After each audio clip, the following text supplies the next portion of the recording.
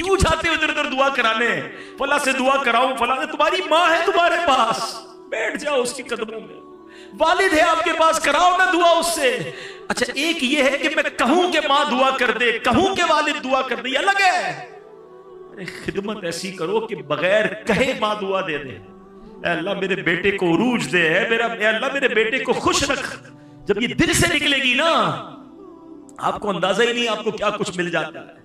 और सच्ची बात तो यह है कि आज तक जो मिला है ना, अभी भी आपके पास जो कुछ है और जो मेरे पास है, ये उन्हीं की दुआएं हैं। अरे मेरी औकात क्या है?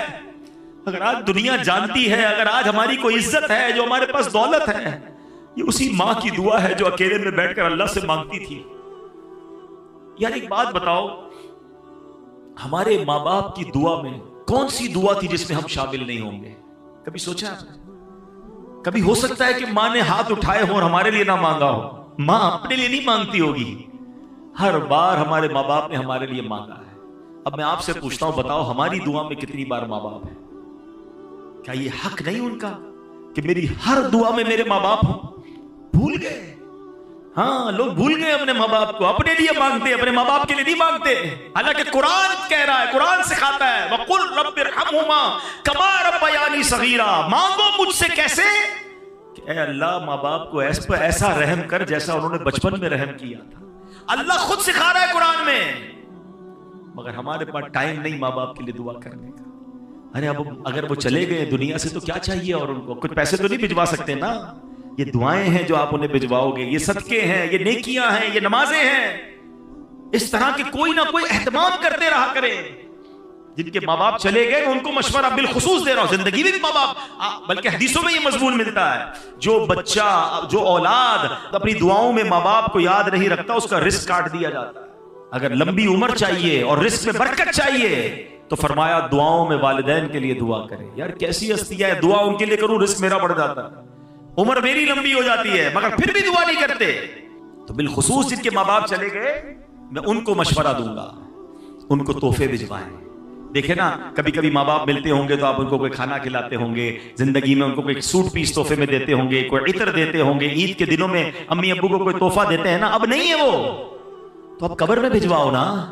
है कभी 2 रकअत पढ़ी, या अल्लाह ये माँ के इसाले सवाब के लिए, या अल्लाह ये मेरे वालिद के इसाले सवाब, आज अब्बू या अल्लाह मैंने 100 दुरूद पाक पढ़े मेरे वालिद को तोहफा, या अल्लाह सूरह यासीन पढ़ी मेरे अब्बू को तोहफा। मस्जिद के सामने डब्बा आया, जेब में पैसे निकाले, या अल्लाह अम्मी अब्बू के इसाले सवाब के लिए, ये जो पैसे आपने डाले उनका सवाब उनको कब्र में पहुंचेगा। और सोचो उनको कितनी खुशी होगी कि मेरी औलाद भूली नहीं है। हर थोड़े दिनों बाद फरिश्ता उन्हें खबर देगा, तुम्हारे बेटे ने इसाले सवाब किया है, तुम्हारी बेटी ने सदका किया है, तुम्हारी औलाद ने सूरह यासीन पढ़ी है। अरे याद तो रखो उन्हें। और मैं आपको एक और बात बता दूं, जो मरने के बाद अपने माँ बाप को याद रखता है ना, उसके मरने के बाद उसकी औलाद भी उसे याद रखेगी। जो आज अपने माँ बाप को, मरहूम माँ बाप को भूल गया ना, वो ये उम्मीद ना रखे कि बाद में औलाद उसे याद रखेगी। एक बार इसी तरह एक शख्स नबी पाक अलैहिस्सलाम की बारगाह में आया, आकर कहता, हुजूर मेरे बड़े गुनाह हैं, बड़ी खताएं हैं, मैं बड़ा गुनाहगार। या रसूल अल्लाह, क्या मेरी माफी हो सकती है, तौबा कबूल हो सकती है? नबी पाक अलैहिस्सलाम ने फरमाया कि तेरी माँ जिंदा है। कहा हुजूर माँ जिंदा नहीं है।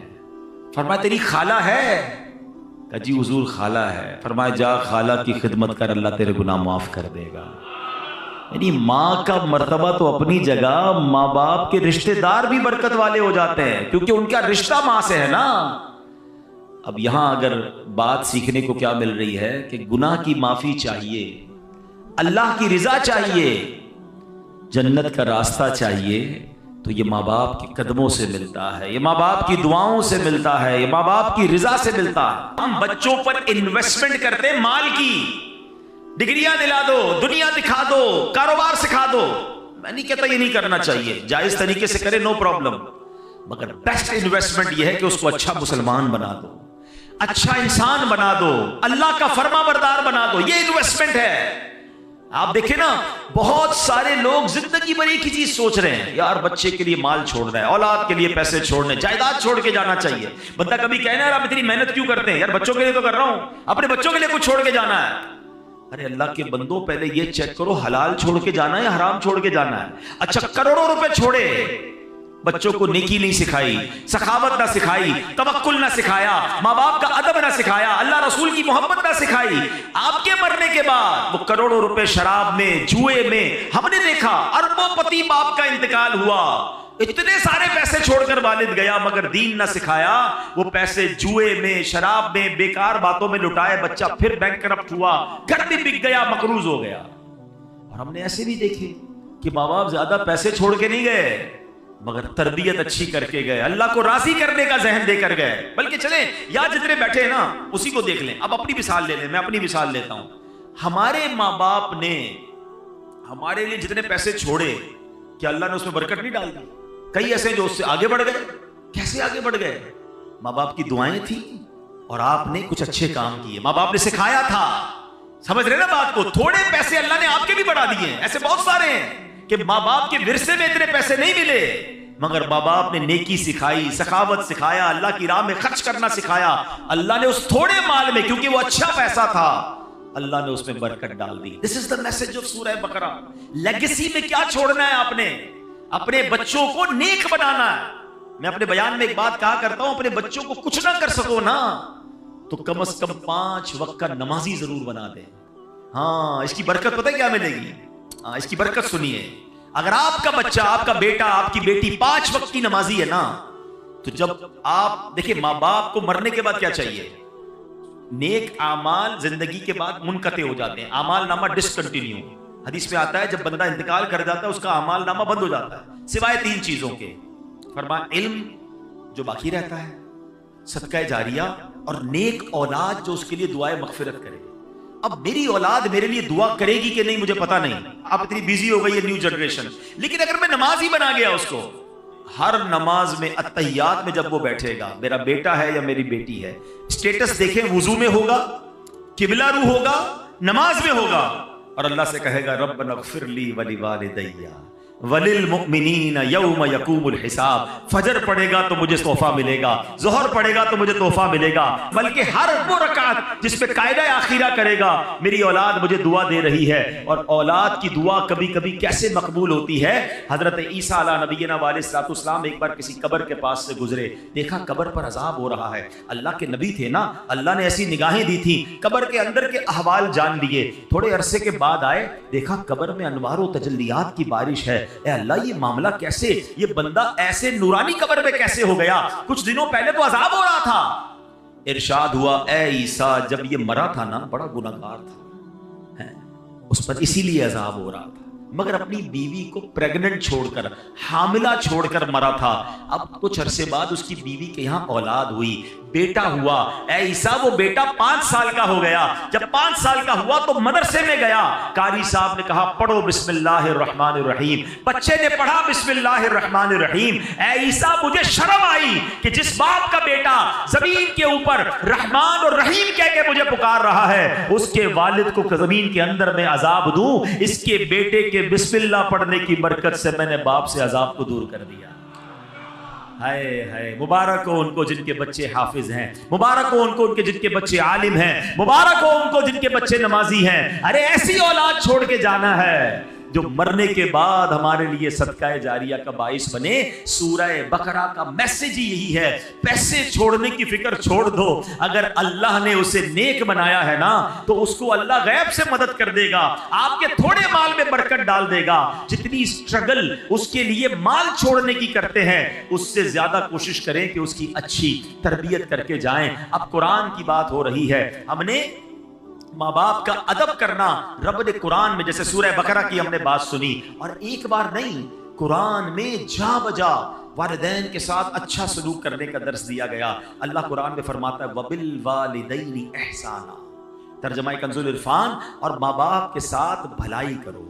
अच्छा, कुरान पाक का एक बड़ा खूबसूरत उस्लूब है, बहुत प्यारा स्टाइल है।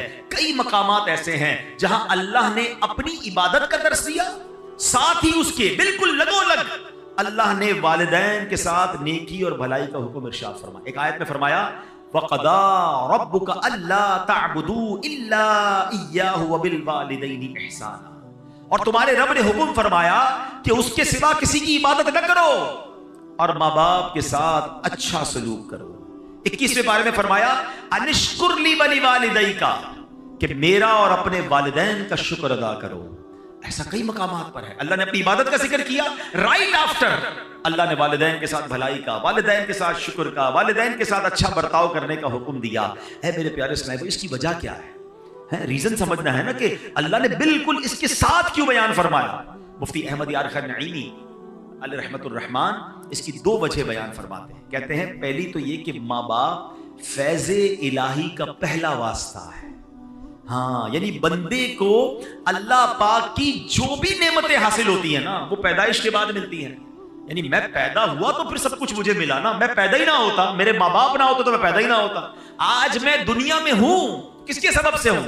माँ बाप के सबब से हूं। अच्छी सूरत है, दौलत है, इज्जत है, शौहरत है, रिस्क है, नेमत है, सांस है, व्हाटएवर मुझे अल्लाह की नेमतें मिली जब मैं दुनिया में आया। तो माँ बाप वास्ता हैं कि उसके जरिए मैं दुनिया में आया। तो सुभान अल्लाह, ये सारी नेमतें मिलने का एक वास्ता तो वालिदैन इस तरह हो गए। दूसरी बात मुफ्ती साहब फरमाते हैं कि माँ बाप के जो हम पर एहसानात होते हैं ना, जो इनामात हैं, उन इनामात और एहसानात में एक बड़ी खूबसूरत मुशाबहत अल्लाह पाक के एहसानात के साथ है। अब वो क्या है? अल्लाह पाक अपने बंदों को पालता है, नेमतें अता फरमाता है, बारिश बरसती है, फूल खिलते हैं, सब्जे उगते हैं, दाने लगते हैं, अनाज बनता है। ये सारा निजाम जिंदगी अल्लाह पाक ने बनाया किसके लिए? अपने बंदों के लिए। क्या माद अल्लाह इसमें अल्लाह की कोई लालच है? अल्लाह को हमसे कुछ चाहिए? बेलालच अताएं हैं ना उसकी। अल्लाह ने कुरान में फरमाया, मा उरीदु मिनहुम मिर रिज़्क़िन व मा उरीदु अन युतइमून इन्नल्लाह हुवर रज़्ज़ाक़ु ज़ुल क़ुव्वतिल मतीन। तर्जुमा कंज़ुल इरफान, मैं उनसे कुछ रिस्क नहीं मांगता और ना ये चाहता हूं कि वो मुझे खाना खिलाएं। बेशक अल्लाह ही बड़ा रिस्क देने वाला, कुव्वत वाला, कुदरत वाला है। अल्लाह बांटता है, अल्लाह अता करता है, अल्लाह को हमसे कोई तलब नहीं। ये अल्लाह की शान है। मगर अल्लाह ने माँ बाप को कैसा बनाया है कि माँ बाप बच्चे से लालच नहीं करते। माँ बाप को कोई लालच नहीं होती कि इसको खिलाएं पिलाएं, अपने पेट काट के उसको बड़ा करें, उसको सर्दी गर्मी से बचाएं, उसको जनाब दवाइयां दिलाएं। हैं बाजुकात बच्चे बड़े होकर कोई माँ बाप की खिदमत नहीं करते। लोग, हो सकता है किसी के जहन में ख्याल आए कि जनाब आजकल तो माँ बाप बच्चे को इसलिए पालते बड़ा होकर कमा के देगा। अरे मुझे बताओ, अगर ये बात है तो फिर माजूर बच्चों को माँ बाप क्यों पालते हैं? हैं माँ बाप का प्यार बेलालच है। दुनिया में जो बेलॉस प्यार है, अनकंडीशनल लव अगर कोई करता है तो वो माँ बाप करते हैं। मैंने बड़ी प्यारी बात पढ़ी, दुनिया में एक ही बंदा है, हमारी और आपकी जिंदगी में एक ही बंदा ऐसा होता है जो ये चाहता है कि ये मुझसे भी आगे बढ़ जाए। तो पता है कौन होता है? वो हमारा वालिद होता है। वालिद हमेशा ये चाहता है कि मैं जहां तक पहुंचा हूं ना, मेरा बेटा उससे आगे पहुंच जाए। दुनिया में और कौन चाहता है भैया आगे बढ़ जाए? है? इतना अनकंडीशनल प्यार माँ बाप करते हैं, अपनी तकलीफें अपनी। अच्छा, फिर माँ बाप को अल्लाह ने कैसा प्यारा रिश्ता हमें कैसा दिया, अगर हम समझे ना। हम जब पैदा हुए ना, आपके घर में भी बच्चे पैदा हुए होंगे। अच्छा, मेरी बातें उनको जल्दी समझ आएंगी जो आप खुद माँ बाप बन गए। हमें भी ये उस वक्त समझ नहीं आती थी, जब खुद माँ बाप बने तो ज्यादा समझ आई। बच्चा पैदा होते ही सबसे ज्यादा फ्रेजाइल होता है बच्चा, बिल्कुल जिसको कहें छुई मुई होता है ना। कितनी बीमारियां उस पर हमलावर हो रही हैं। अब उस बच्चे को 2 खादिम चाहिए 24/7, छुट्टी नहीं है उन खादिमीन की। जो उसकी बॉडी है ना, उसकी रिक्वायरमेंट क्या है कि उसको 2 ऐसे खादिम चाहिए। एक खादिम वो चाहिए जो उसके साथ हर वक्त चिपका रहे, उसकी गंदगी साफ करे, उसको कपड़े पहनाए, उसकी मालिश करे, उसको तेल लगाए, उसको खाना खिलाए, दूध पिलाए, व्हाटएवर उसकी नीड है, सोना जागना उसी के साथ। तभी वो बच्चा आहिस्ता आहिस्ता ग्रो करेगा। और दूसरा खादिम उसको वो चाहिए कि जो अपना माल खर्च करे, हैं अपने पेट, क्योंकि तमाम चीजों के लिए पैसे चाहिए। अल्लाह ने देखे माँ बाप के दिल में कैसी मोहब्बत डाली है कि माँ बच्चे के पैदा होते उसकी खादिमा बन जाती है। दुनिया में पैसों से ऐसी खादिमा नहीं मिल सकती जैसी अल्लाह ने माँ जैसी उसके दिल में इतनी मोहब्बत डाल देता है रब कि वो अब बच्चा रोए तो ये जागती है, वो तड़पे तो ये तड़पती है। अरे उसके रोने में उसे पता चल जाता है कि पेट में दर्द हो रहा है या कान में दर्द हो रहा है। और वालिद कैसा बेलौस खर्च करता है कि आधी रात को हॉस्पिटल ले जाना है, आधी रात को माँ कहती बच्चे के लिए दूध लेकर आओ, फला दवाई लेकर आओ, वो सारे काम छोड़ेगा, अपने दूध पीते बच्चे के लिए ये सब चीजें करता है। सोचे ये दिल में डाला किसने? ये अल्लाह ने मेरी और आपकी परवरिश का इंतजाम किया है। ये माँ बाप के एहसान हैं हम पर, जो उन्होंने हमारे साथ बचपन से अब तक किए। और जब ही रब फरमाता है शुक्र अदा करो मेरा और शुक्र अदा करो अपने वालिदैन का। ऐ मेरे प्यारे इस्लामी भाइयों, नबी पाक अलैहिस्सलाम की बारगाह में अर्ज की गई, या रसूल अल्लाह, सबसे फजीलत वाला अमल कौन सा है? यहाँ बहुत सारे इस्लाम में बैठे हैं और माशाल्लाह नेक नमाजी हैं, नेकी करने का जज्बा भी होता है। हम भी चाहते हैं कोई फजीलत वाला अमल बता दें। एक साहबी रसूल ने सवाल किया, या रसूल अल्लाह, सबसे ज्यादा फजीलत वाला अमल कौन सा है? फरमाया अस्सलातु अला वक्तिहा, यानी नमाज को उसके वक्त पर अदा करना। फिर पूछा, या रसूलल्लाह, उसके बाद दूसरा सेकंड पसंदीदा अमल? फरमाया सुम्मा बिर्रुल वालिदैन, उसके बाद वालिदैन के साथ भलाई करना सबसे पसंदीदा है। ये इतनी बड़ी नेकी है, ये पसंदीदा अमल में भी टॉप लिस्ट पर है। तो ऐ मेरे प्यारे इस्लामी भाइयों, हमें अपने माँ बाप के साथ अच्छा बर्ताव करना है। अच्छा, बाज़ औक़ात आज के ज़माने में फास्ट लाइफ हो गई, ये नहीं पता चलता कि भाई मैं क्या कर लूं ताकि मुझे ये इत्मीनान हो जाए कि मैं वालिदैन का फर्मा बरदार हूं, मेरे पर वालिदैन के हुकूक क्या हैं। मुझे कोई लिस्ट बता दें, मुझे कोई चेक लिस्ट दे दें ताकि मैं चेक कर लूं कि मैं ये काम कर रहा हूं कि नहीं। अपने तौर पर मैं समझ रहा हूं मैं बड़ी खिदमत कर रहा हूं, मैं माँ बाप मेरे मुझसे सेटिस्फाई हैं, कहीं ऐसा ना हो कि मैं गुनाहगार हूं। तो आज मैं कुछ वालिदैन के हुकूक बयान करता हूं जो उलमाए किराम ने बयान किए। अब जरा गौर कीजिए, वालिदैन के साथ नेक सलूक करना कैसे है। सबसे पहले तो ये बात जहन में बिठा लें कि वालिदैन के हुकूक की गिनती भी नहीं हो सकती, इतने हुकूक हैं। आला हजरत इमाम अहले सुन्नत की खिदमत में सवाल हुआ कि माँ बाप के हुकूक कितने हैं। सैयदी आला हजरत इमाम अहले सुन्नत ने कमाल का जवाब दिया। फरमाया वालिदैन के इतने हुकूक हैं कि पूरे करना नामुमकिन है। यहां तक कि अगर वालिदैन वफात पा जाएं और बेटा उन्हें दोबारा जिंदा करने की ताकत रखता हो तो दोबारा जिंदा करे, ये भी उनके हुकूक में शामिल है। तो ये तो कर ही नहीं सकते हम तो उनसे पैदा हुए हैं ना, हम उनकी वफात के बाद उनको पैदा नहीं कर सकते, जिंदा नहीं कर सकते। हुकूक का आलम यह है। मगर अब उलमाए किराम फरमाते कि लिस्ट भी बहुत बड़ी, काउंट भी नहीं हो सकती, मगर चंद बातें अगर कोई इन पर अमल कर लेना तो ये वालिदैन के साथ भलाई करने वाला कहलाएगा। अब गौर से ये चेकलिस्ट, जितने नौजवान खुश नसीब है यकीन करें जिनके माँ बाप आपके पास हैं, पूछिए उनसे जिनकी माँ चली गई, पूछिए उनसे जिनके वालिद चले गए। हम हर साल यहाँ जब जमा होते हैं तो वालिदैन की याद यकीनन और ताज़ा हो जाती है। माँ बाप के बगैर ज़िंदगी बहुत बेरंग हो जाती है। दुख में, सुख में, खुशी में, गम में, हर वक्त माँ बाप याद आते हैं। और अगर आपके पास हैं तो आप बहुत लकी हैं। आओ मेरे बच्चों, आओ मेरे नौजवानों, सुन लो कि शरीयत क्या सिखा रही है कि माँ बाप के हुकूक क्या है। पहला हक, शरीयत के दायरे में रहते हुए वालिदैन की हर बात मानना, ये पहला हक है। यानी वालिदैन की हर बात माननी है, जो वो कह दे फौरन लब्बैक कहते हुए उनके हुक्म पर अमल कर गुजरना है। ऐसे बहुत सारे काम हैं कि जो आम हालात में जायज की हद तक हैं, वालिदैन का हुक्म हो जाए तो अब ये वाजिब हो जाएंगे। मसलन खाना खाना जायज है, लेकिन अगर माँ बाप हुक्म फरमा दे कि खाओ, खाना पड़ेगा, तो अब ये लाजिम हो जाएगा, ये वाजिब हो जाएगा। अल्लाह अकबर, नहीं खाएगा तो गुनाहगार होगा। हलाल काम था, जायज था, माँ बाप का हुक्म आ गया, अब नहीं टाल सकता। बाहर शरीयत में है कि बेटा परदेश में है, अब्रॉड है, वालिदैन उसे बुलाते हैं तो आना होगा। फोन करके खत लिखना काफी नहीं, यूं ही वालिदैन को इसकी खिदमत की हाजत है तो आए भी और आकर खिदमत भी करे। यह है माँ बाप के हुकूक। अब यहां बाज़ औक़ात क्या होता है कि माँ बाप इल्म दीन से दूर होते हैं तो माँ बाप शरीयत के खिलाफ हुक्म देते हैं। अब यहां माँ बाप की नहीं मानी जाएगी। हर जायज काम में तो बात मानी जाएगी। मादअल्लाह माँ बाप कहते हैं नमाज ना पढ़ो, दाढ़ी मुड़वा दो, तो अब माँ बाप की नहीं मानी जाएगी। अल्लाह की इताअत में मखलूक की जो है बात नहीं मानी जाएगी कि मखलूक को राजी करने के चक्कर में रब को नाराज कर दें। अल्लाह कुरान में फरमाते हैं फला तुतिअहुमा, तो उनका कहना न मान। यानी माँ बाप जब अल्लाह रसूल की नाफरमानी का हुक्म दे उनकी पैरवी न कर। यहां एक और नसीहत है जो कुरान करीम में फरमाया वसाहिबहुमा फिद दुनिया मारूफा, और दुनिया में अच्छी तरह उनका साथ दे।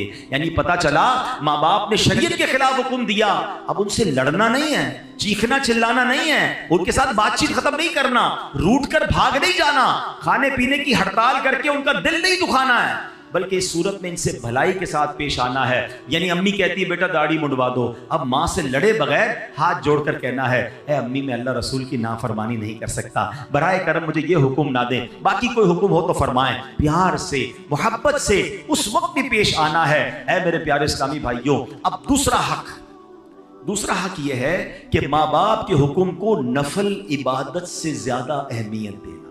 ये बड़ी अहम बात है। कुछ लोग हम नफली कामों में लगे रहते हैं और माँ बाप नाराज हैं, माँ बाप दुखी हैं। याद रखो ये अमल ठीक नहीं है। मसलन दिल कर रहा है कि नफली रोजा रखना है, माँ बाप मना कर दें तो अब नफली रोजा नहीं रखेंगे। दिल चाह रहा है कि नवाफिल पढ़ूं और अम्मी ने कहा कि नहीं बेटा बाजार जाना है, मेरे साथ चलो, सौदा लेकर आओ, तो अब नफल बाद में पढ़ेंगे, पहले इनका हुक्म मानना है। आप शरीयत देखिए किस कदर दरस, अल्लाह की इबादत है ना नफली रोजा, इबादत नहीं, नफली इबादत नहीं करनी, माँ बाप की बात माननी है। ये माँ बाप का दूसरा हक है। एक बड़ा अजीबो गरीब वाक़या हदीसों में मौजूद है। एक बड़े राहिब थे, बड़े इबादत गुजार थे, उनका नाम हजरत जुरेज था। इबादत गुजार थे, बड़ा इबादत खाना बनाया हुआ था और बड़ी इबादत करते थे। एक बार उनकी वालिदा ने उन्हें बुलाया, वो नमाज पढ़ रहे थे हैं, उनको ये बात जहन से निकल गई कि माँ बुलाए तो नफली नमाज है, उसकी तफसील है तो उसको तोड़ के हाजिर देना होगा। जवाब नहीं दिया, दोबारा बुलाया, नमाज जारी रखी, नमाज नहीं तोड़ी। मां ने जब तीसरी बार बुलाया, तीसरी बार भी नहीं गए, तो मां तड़प कर कहती है बेटा तुझे उस वक्त तक मौत ना आए जब तू किसी बदकार औरत का मुंह ना देख ले। अब ये दिल से बदुआ निकल गई। अब क्या हुआ, कुछ अरसे बाद उस इलाके में एक औरत ने एक चरवाहे के साथ बदकारी की, बच्चा पैदा हुआ। लोगों ने पकड़ा तो कहती ये बच्चा तो जुरैज का है। सारे लोग जुरैज के पास पहुंचे, उनकी इबादत गाह को तोड़ दिया, बड़ी जिल्लत हुई, काफी लोग जमा हो गए कि तुमने ऐसा किया। अब अल्लाह वाले तो थे, इबादत गुजार तो था वो बंदा। उसने कहा इस बच्चे से पूछो, ए बच्चे तू बता तेरा बाप कौन है। अल्लाह ने उस बच्चे को कुव्वते गोयाई दी। उस बच्चे ने कहा कि मेरा वालिद जुरैज नहीं बल्कि चरवाहा है। उनकी जान तो छूट गई, मगर ये सारा तमाशा हुआ, उसके पीछे उलमा कहते हैं वजह वही है कि माँ का दिल दुखाया था, माँ ने बद्दुआ दी थी ना। अच्छा यहां माँ बाप के लिए भी एक दर्स ले लीजिए। अगर माँ बाप मुझे सुन रहे हैं, कभी कभी गुस्से में आकर बच्चों को बद्दुआ ना दिया करें। हाँ, माँ की दुआ भी लगती है, उसकी बद्दुआ भी लगती है। गुस्से में आकर कह तो देते हैं, बाद में परेशान आप नहीं होना है। आपके बच्चे के साथ कुछ बुरा हो गया तो आप चाहते तो नहीं थे, गुस्से में कहा है तुझे कीड़े पड़े, तू बर्बाद हो जाए, है तेरी टांग टूट जाए, तेरी जबान खिंच जाए। नहीं, क्या पता कबूलियत का वक्त हो, आप ही का बच्चा है, तो जबान पे लगाम होनी चाहिए। बाज़-औक़ात ऑल फॉल बकते रहते हैं, अरे आप ही की औलाद है, बाद में आप ही ने रोना है कुछ हो गया तो, बद्दुआ ना दे। और बच्चों के लिए दर्स क्या है कि माँ बाप का कभी दिल ना दुखाएं, इनसे सिर्फ दुआएं लें। खुदा की कसम उस बंदे को कामयाबी से कोई नहीं रोक सकता जिसके साथ माँ बाप की दुआएं हैं, वो तरक्की करेगा। और जिससे माँ बाप नाराज है ना, उसको बर्बाद होने से भी कोई नहीं रोक सकता। ये हमेशा याद रखें, अपने माँ बाप की दुआएं लेनी है। हाँ, अब ये नफल नमाज तोड़ने का जो मसला है, ये बड़ी लंबी चौड़ी तफसील है, ये आप दारुल इफ्ता से मजीद मालूमात कर लीजिएगा। अब मसला क्या है कि वालिदैन अगर किसी मुसीबत में है, मादअल्लाह सीढ़ी से गिर गए हैं, इमरजेंसी की कैफियत है, तो अब तो चाहे फर्ज नमाज पढ़ लो, वहां से पता चला कि माँ गिर गई है, हॉस्पिटल ले जाना है या कोई इमरजेंसी है, तो फर्ज नमाज भी तोड़कर माँ की खिदमत करनी होगी। हाँ, ऐसी इमरजेंसी नहीं है तो अब माँ की पुकार पर फर्ज नमाज नहीं तोड़ सकते।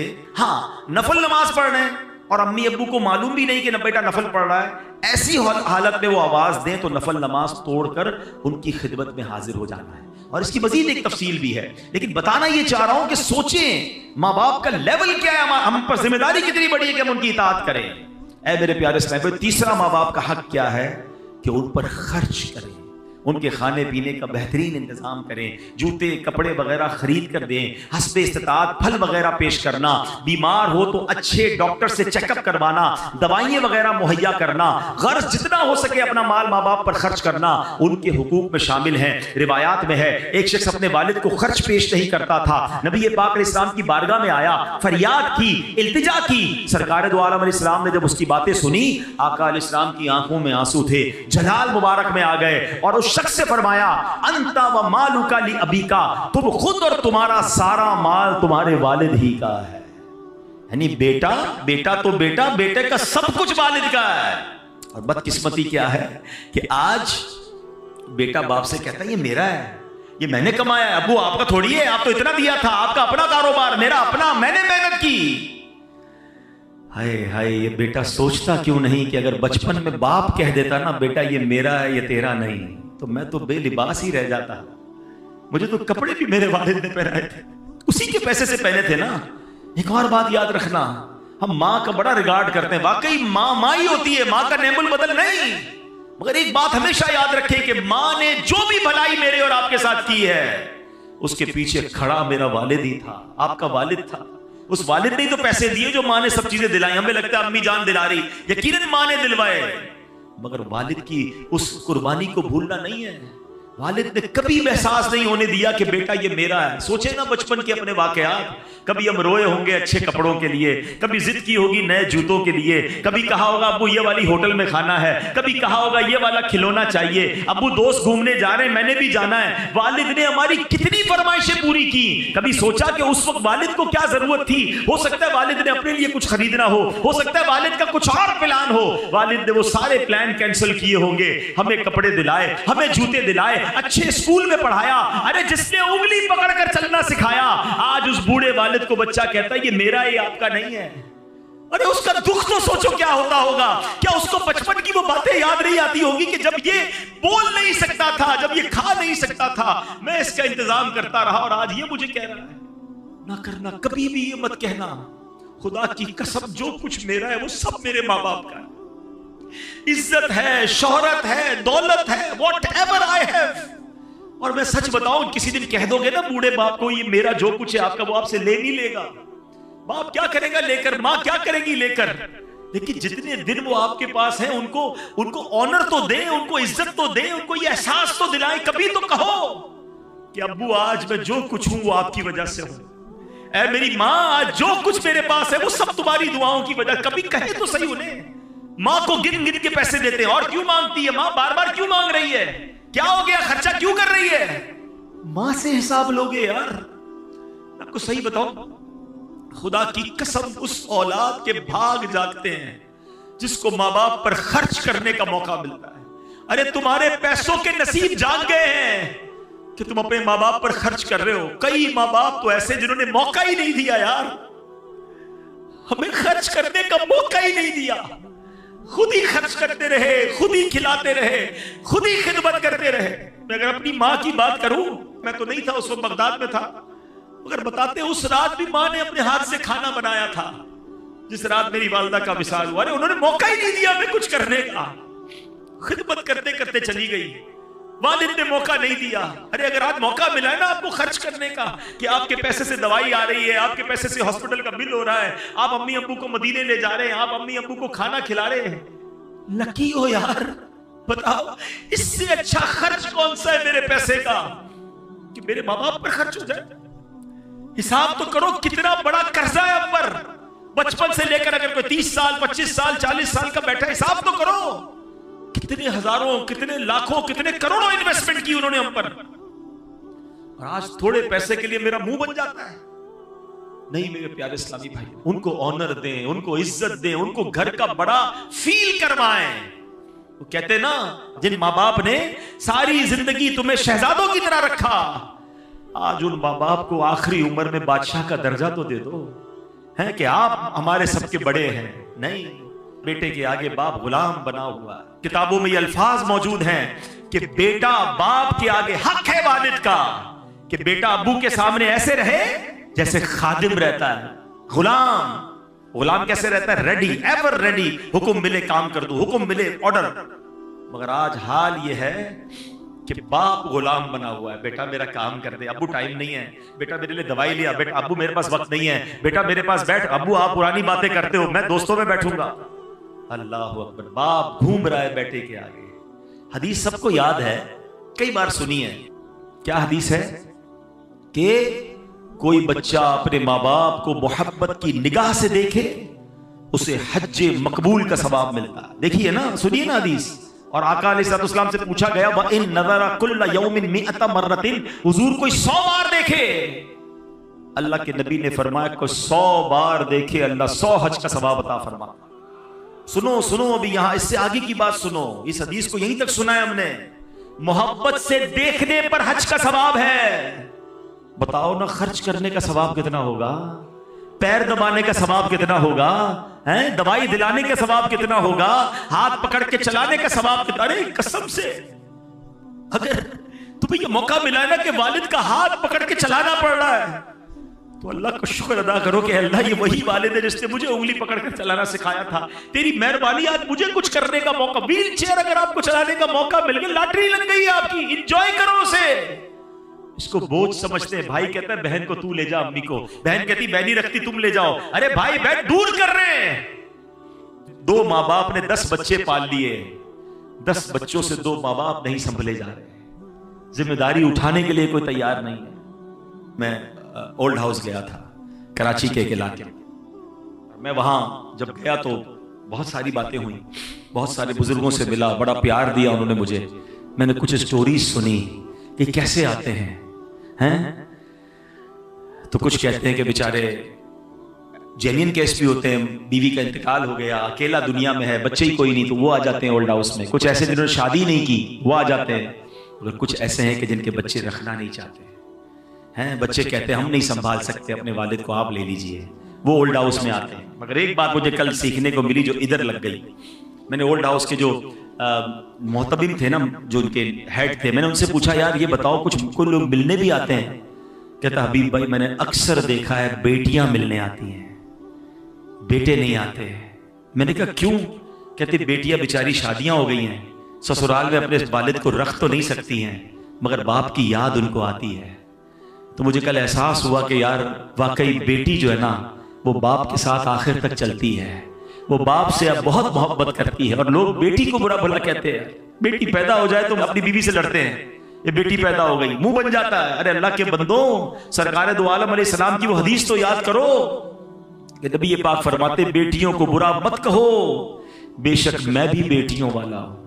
मुबारक होने जिनके पास बेटियां हैं। बेटियां तो बाप के दिल के करीब होती हैं। ओल्ड हाउस वाले कहते हैं बच्चियां आती हैं हफ्ते में एक बार, अपने बच्चे भी लेकर आती हैं और कहती ये तुम्हारे नाना हैं, ये हमारे अब्बू हैं, आओ इनसे मिलते हैं। मजबूर हैं, अपने घर ले जा नहीं सकती, मगर बेटों के पास टाइम नहीं है। वो कैसी औलाद है जरा सोचे ना, जो बुढ़ापे में माँ बाप को दुख दे रही है। यकीन करे इससे बड़ी बर्बादी कोई नहीं है। अरे माँ बाप की खिदमत कर लो, जन्नत, और जन्नत भी कहां मिलेगी? कितनी बार वाकया सुना है कि हजरत मूसा अला नबीना वालेकुम ने अल्लाह से पूछा मौला मुझे जन्नत में अपना पड़ोसी दिखा। हजरत मूसा कौन है? कलीमुल्लाह, जिनका सबसे ज्यादा कुरान में जिक्र है। वो अल्लाह के नबी कह रहे मौला मुझे अपना पड़ोसी देख रहा है, जन्नत में कौन है? क्या बताया गया कि बहुत बड़े आलिम, बहुत बड़े मुफ्ती, बहुत बड़े राहिब तुम्हारे पड़ोसी हैं? कहा मूसा फला मोहल्ले में जा, उधर एक कसाई है, कस्साब है, वो तेरा पड़ोसी है। ढूंढते ढूंढते पहुंचते हैं, तवील वाकया है। और जब पता चलता है वो बच्चा अपने माँ बाप की बड़ी खिदमत करता है, अपने हाथों से खाना खिलाता है। कहा बेटा तेरे माँ बाप को दुआ भी देते थे? कहे कि मेरी माँ दुआ करती थी अल्लाह मेरे बेटे को जन्नत में मूसा का पड़ोसी बना देना। हजरत मूसा कहते हैं बेटा तेरी माँ की दुआ कबूल हो गई, तू ही मेरा जन्नत में पड़ोसी है।